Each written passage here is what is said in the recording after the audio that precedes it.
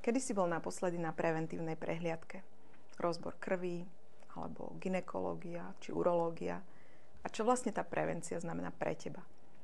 Pre mňa prevencia znamená zvýšenie šance na úspech.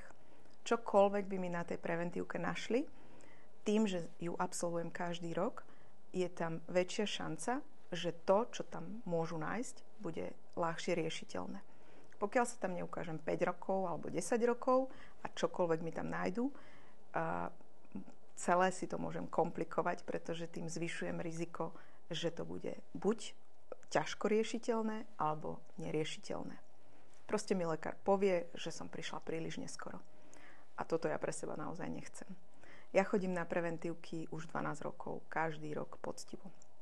Chodím tam preto, lebo pred 12 rokmi som sa liečila z ochorenia lymfatických uzlín. Takže okrem štandardných vyšetrení si dávam robiť aj sonolymfatických uzlín a v rámci krvi si dávam robiť aj onkomarkery.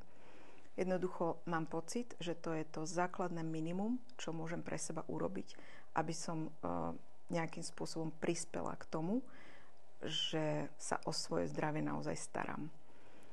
To, že si dám urobiť tú preventívku raz za rok, mi samozrejme negarantuje na 100%, že sa mi nič nemôže stať. O 3 mesiace po tej preventívke. No môže.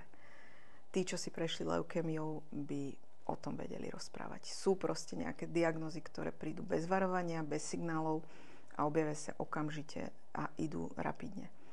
Na druhej strane stále verím tej sile prevencie v tom, že dokáže odhaliť veľa ďalších diagnóz, ktoré keď sa odhalia v skorom štádiu, tak je tam obrovská šanca na ľahší priebeh liečby a úspešnejšie riešenie tohto problému.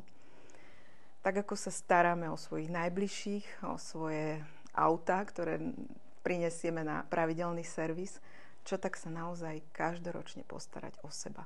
Jeden jediný deň v roku zájsť na tú preventívku a dať si spraviť všetky tie testy.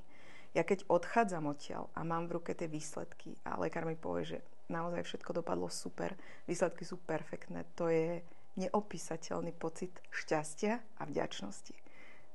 Ten pocit doprajem naozaj každému jednému človeku.